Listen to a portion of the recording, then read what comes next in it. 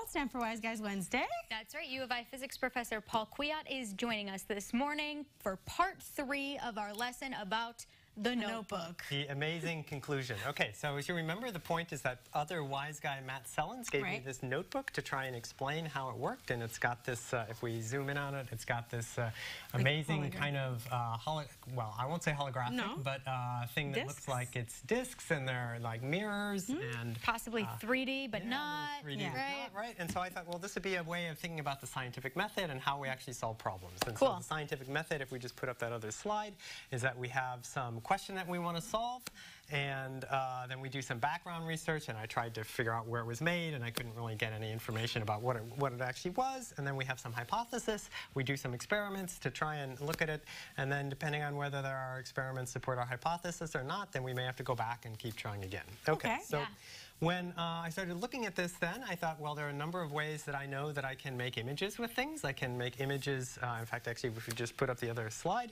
I can get images either with lenses and refraction, or with reflection, like with curved surfaces, or with diffraction. Right.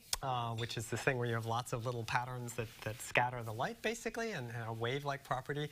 And then, so if we just come back to this, we kind of went through each of those, and we said that, well, okay, it can't really be refraction or reflection because those require curved surfaces, and this is a completely flat thing. Got it. And then we said last time it can't be diffraction because if it's diffraction, that's wavelength dependent, and then all the images would be colored, basically, which is works for all colors. So then we come back again to our scientific method, and we realize that, okay, now we have to do something different. We have to reassess our basic assumptions, because one of the basic assumptions was actually wrong in saying what we previously said when we crossed off one of the other things, because those are really the only ways to make images. So somehow I've crossed them all off, unless they can't all be wrong, because one of them is actually doing this. Of course. Well, what do we do? Okay, so back to me. So I'm going to pull out this other thing that we've discovered. Yes.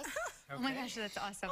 So it's a it's a big lens. That's awesome. But it is a completely flat lens. Yes. Okay, so the thing is that lenses actually don't necessarily require thickness. The way that they work is they have angles. So if we go to my next slide, which had how imaging works, so I've got light in the top that's going through a lens, and because it's bending at the interface, it gets focused down to a point, for example. If on the other hand, I just have a parallel slab, that doesn't really bend the rays. So the rays coming out the right-hand side are the same as the rays coming in the left-hand side. Got it. So if we go to our next slide, then you could take a lens, which is shown on the left, and the lens has this curved surface, and then it's got a bunch of flat regions that are lifting them up.